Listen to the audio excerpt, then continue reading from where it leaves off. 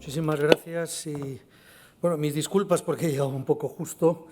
Ya había advertido, pero en fin, en cualquier caso agradezco mucho la invitación y os felicito, ANFAC, por esta tercera edición del Foro Vehículo Industrial y Autobús, ¿no? Y sobre todo por tener, esta mañana he estado también en un medio de comunicación que organizaba un encuentro. Estamos viviendo un momento tan interesante y tan estratégico en el conjunto de la movilidad y en los cambios que vienen por distintas razones, que encontrarnos y tener espacios de encuentro entre lo público y lo privado son realmente no solo necesarios, sino que yo los agradezco y desde el Ministerio los agradecemos mucho. Las cosas, supongo que de esto habéis hablado un poco esta mañana también, si eran poco complicadas, ahora lo son un poco más, por el contexto geopolítico que tenemos. La incertidumbre seguramente es la nota que domina no solo la economía, sino el horizonte que tenemos todos en Europa y también, evidentemente, en el ámbito del transporte y la movilidad. Pero, bueno, nosotros creo que estamos obligados a mantener una mirada de alianza entre unos y otros y, desde luego, con una hoja de ruta que es muy clara y que, bueno, cuando he llegado aquí la había definido perfectamente vuestro responsable de ANFAC. En todo caso, sí quiero transmitir una primera idea desde el Ministerio y desde el Gobierno en España, es que ante estas situaciones, digamos, complejas y difíciles, que cada vez con más frecuencia se nos presentan, nosotros tenemos claro que vamos a garantizar con medidas de Gobierno el apoyo no solo a las personas y a las familias, sino también al tejido empresarial. Y creo que eso es lo que hemos hecho y hemos demostrado, pues poniendo o llegando al acuerdo, por ejemplo, con el sector del transporte, que nos ha permitido o que ha permitido al Gobierno adoptar algunas decisiones que yo creo que tienen un alcance no coyuntural, que tienen un alcance estratégico y que se han plasmado en el Real Decreto Ley que hace unas semanas aprobó en este mes de abril el Consejo de Ministros y que yo confío en que sea ratificado por el Congreso de los Diputados muy pronto, ¿no? En todo caso, ese es un acuerdo fruto del diálogo con el Comité Nacional del Transporte por Carretera y yo quiero también aprovechar aquí este momento para destacarlo, porque solo con el diálogo y el sentido común entre unos y otros vamos a poder avanzar en un momento, como decía, estratégico, pero también complicado para todos, ¿no?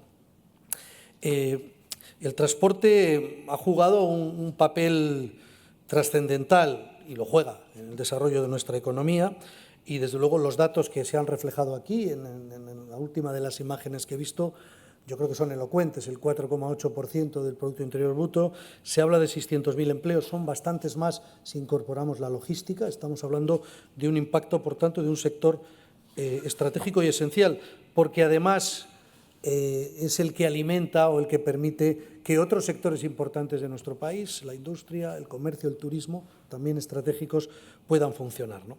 Es verdad que tenemos una enorme dependencia histórica en España del transporte de mercancías por carretera, ¿no? Y esta es una realidad, estamos lejos de Europa. En Europa el peso que tiene el ferrocarril es muy superior, pero en fin, esta es una realidad que tenemos, con la que tenemos que trabajar y creo que lo he dicho en alguna otra ocasión en foros parecidos a este, siempre desde la alianza, porque el transporte por carretera va a seguir siendo siempre muy importante, con independencia de que pueda crecer y que tenga un margen de crecimiento que esperamos que se pueda producir del transporte de mercancías por ferrocarril. Pero la carretera va a seguir siendo muy importante, porque además contamos con una flota de vehículos pesados que ocupa las primeras posiciones por volumen de mercancías en Europa y, en cuanto al transporte exterior, absorbe pues prácticamente una cuarta parte de las toneladas transportadas, ¿no? Por tanto, en mercancías vamos a evolucionar hacia la descarbonización, lo vamos a hacer juntos, pero el transporte por carretera, como digo, será siempre un transporte esencial. En el ámbito del transporte de pasajeros también me acuerdo siempre del autobús, porque a veces parece estar olvidado. Nosotros públicamente hablamos quizá demasiado del ferrocarril, pues quizá por los problemas que nos da y sobre todo por el margen de crecimiento que tiene, pero el autobús es un sector clave del transporte de las personas, ¿no? Es un campeón nacional, es además el único medio de transporte capaz de llegar prácticamente o sin prácticamente, a cada rincón de nuestro país. Es de verdad el que garantiza la capilaridad en nuestro sistema, ¿no? Y hay datos que también son muy claros en este sentido. Es, de nuevo, la primera opción para los desplazamientos nacionales de viajeros. Tras unos años en que todavía el avión había ocupado ese primer puesto, este último año, según datos del Instituto Nacional de Estadística, el autobús, todos los autobuses, por supuesto los urbanos, los interurbanos y demás, han movido a 3.573 millones de personas en nuestro país. Es un dato espectacular y que además supone un incremento de casi el 5% sobre los datos del año 2024. Es verdad que ello ha contribuido de una manera muy importante, han contribuido las bonificaciones impulsadas por el Gobierno de España para fomentar el transporte público, y esta es una iniciativa pues, que ha contribuido también a incrementar, sin ninguna duda, el uso del transporte público, ¿no? Me quiero detener un segundo en el modelo de transporte de viajeros de media y larga distancia en autobús que tenemos en nuestro país, que es el modelo concesional. Y me detengo para defenderlo, para subrayar que el Gobierno está convencido de que esta es la mejor manera de mejorar y de avanzar en el transporte de viajeros por carretera, eso sí, diseñando un nuevo mapa concesional. La Ley de Movilidad Sostenible, que se aprobó por el Congreso el pasado mes de diciembre, refuerza el modelo, pero también nos indica que tenemos que modernizarlo y que tenemos que avanzar sin perder las ventajas del modelo actual, pero avanzando con mayor eficacia, sobre todo para conectar las medianas y grandes ciudades. Y en eso estamos. En este momento el Ministerio no ha parado de trabajar. Esta semana el Consejo de Ministros ha dado luz verde al corredor Madrid-Zaragoza-Cataluña. Tenemos también licitado, y ya en una fase más avanzada, el corredor Bilbao-Castro-Urdiales. Estamos trabajando en el anteproyecto del Madrid-Valencia, con un objetivo. Les puedo asegurar que nos hemos marcado nuestra hoja de ruta para tener completado el nuevo mapa concesional entre 2027 y 2028. Y el ritmo que llevamos yo creo que garantiza que esto será así. Seguramente en el tercer trimestre de este año presentaremos ya el modelo completo con el resto, digamos, de trayectos que están pendientes, ¿no? En suma, todas las empresas del sector contribuyen de forma muy importante al bienestar económico de España, pero también hemos de ser conscientes que forman parte de un ámbito, el del transporte, que tiene un objetivo estratégico, no español, es un objetivo europeo, que es la descarbonización, ¿no? Y es verdad que las mejoras tecnológicas en el sector no han sido suficientes para compensar un significativo aumento de la demanda del transporte con la carretera como modo hegemónico, lo que ha contribuido en términos de emisiones de gases de efecto invernadero a que se haya producido un incremento, y lo tenemos que afrontar porque no tenemos marcha atrás. La hoja de ruta está definida por Europa. Tenemos que ser pragmáticos, sí, tenemos que ir de la mano, sí, tenemos que acompañar a la industria, por supuesto, a transición energética, pero yo creo que tenemos un objetivo irrenunciable que cumplir, ¿no? Y somos muy conscientes que esas metas de reducción de emisiones que nos hemos impuesto todos, porque nosotros también como país formamos parte y tomamos parte en las decisiones de Europa, son metas que exigen una transformación profunda del sector y especialmente del sector de la carretera, ¿no?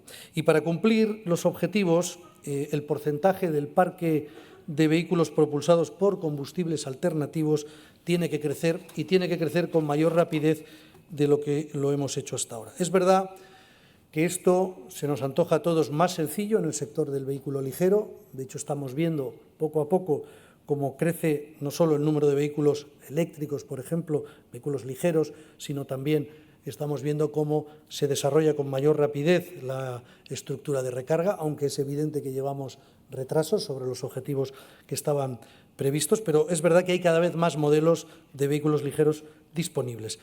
Sin embargo, en el ámbito del pesado, el crecimiento es más complejo. Empieza a haber también modelos de vehículos disponibles, no hay ninguna duda, pero nosotros tenemos muy claro, y lo hemos transmitido a todas las asociaciones empresariales, creo que lo hemos dicho también en muchos foros, esta transformación no va a ser posible si no parte de un importante apoyo público, y eso también lo tenemos interiorizado. Necesitamos apoyo público importante y pragmatismo a la hora de avanzar y de evolucionar, porque es evidente que estamos en tiempos de transición, ¿no?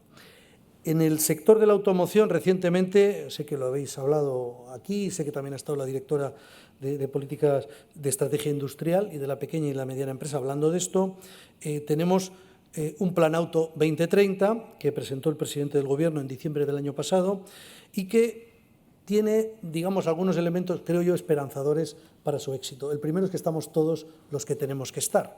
No solo está el Ministerio de Industria, no solo está el Ministerio de Transición Energética, estamos nosotros también, el Ministerio de Movilidad. Y yo creo que esto, mi impresión es que es la primera vez que de manera seria se está poniendo encima de la mesa, para que todas las visiones, que son no necesariamente coincidentes, aunque formemos parte del mismo Gobierno, permitan precisamente, digamos, avanzar de la manera más práctica y sensata posible. Tal y como ha indicado la directora general de Estrategia Industrial y de la pequeña y mediana empresa, está previsto que los vehículos pesados se integren en este plan como un pilar específico, con estructuras propias. Definiremos de forma conjunta con la industria el detalle de esta incorporación, pero la reunión en la que yo participé, que es la reunión de arranque del proyecto, a mí me pareció muy sensato lo que desde ANFAC se planteó como método de trabajo.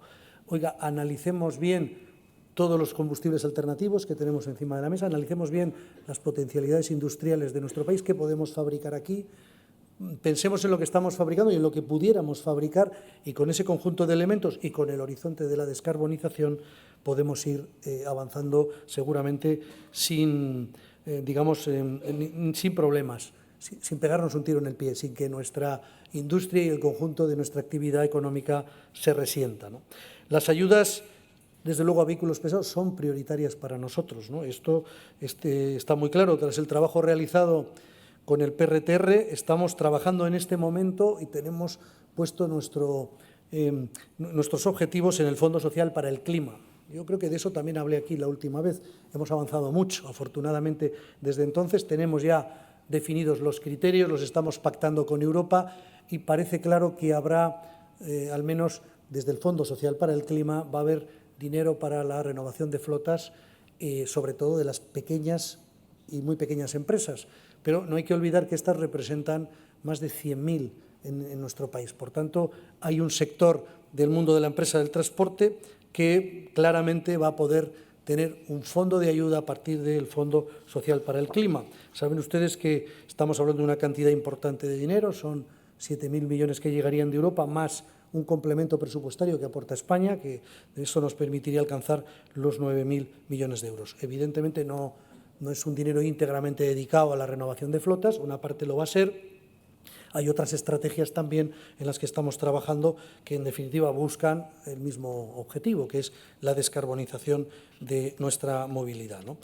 Y en esta dirección vamos a seguir trabajando y confiando en que a través de la mesa del plan del auto, pues podamos tener cuanto antes un proyecto, un programa dirigido específicamente a los vehículos pesados.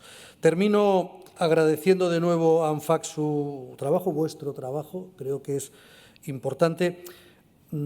Sinceramente, yo creo que yo lo que conozco de todo el sector, y ahora me dirijo a vosotros, sois gente que trabaja por el horizonte que tenemos fijado, tenéis un sentido práctico, conocéis bien el sector, y yo creo que tenemos que aprovechar vuestra experiencia y vuestras propuestas, que por lo que he visto yo creo que pueden ser de verdad muy, muy útiles.